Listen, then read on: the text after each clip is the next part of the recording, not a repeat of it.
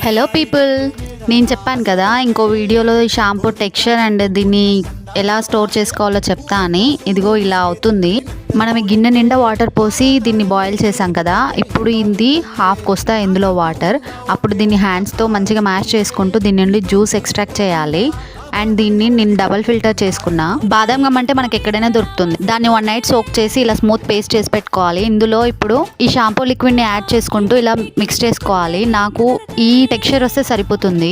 ఈ బాదం గమ్ కూడా హెయిర్ని స్మూత్గా చేస్తుంది. అసలు ఎలాంటి ప్రాబ్లం ఉండదు. ఇది స్టోర్ అయిపోతుంది ఆల్మోస్ట్ 6 to 8 months వరకు. ఇక్కడ మీరు చూడొచ్చు, షాంపూ లిక్విడ్ని యాడ్ చేసుకొని నేను ఇలా హ్యాండ్ వాష్ చేసుకుంటున్నాను. చాలా ఫోమ్ రిలీజ్ అవుతుంది. ఇది న్యాచురల్ అండ్ 0 కెమికల్. మీ హెయిర్కి చాలా యూస్ఫుల్. బాదం గమ్ యాడ్ చేయకుండా ఇలా ఉంటుంది, ఈ కలర్లో ఉంటుంది.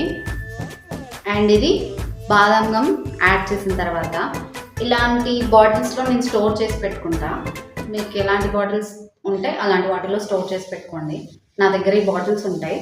నేను ఒకేసారి ఇలా మొత్తంలో ప్రిపేర్ చేసుకొని ఇలా బాటిల్స్లో స్టోర్ చేసుకొని ఫ్రిడ్జ్లో స్టోర్ చేసుకుంటా. నాకు ఆల్మోస్ట్ 4 liters ఆఫ్ షాంపూ వచ్చింది. 1 cup రీటా షికాకా యూస్ చేయడం వల్ల. ఫ్రిడ్జ్లో పెట్టకపోయినా ఉంటుంది. నేను ఇలాగే యూస్ చేసుకుంటాను అండ్ ఇలా యూస్ చేసుకుంటాను. మీకు కంఫర్ట్ని బట్టి మీరు యూస్ చేసుకోండి.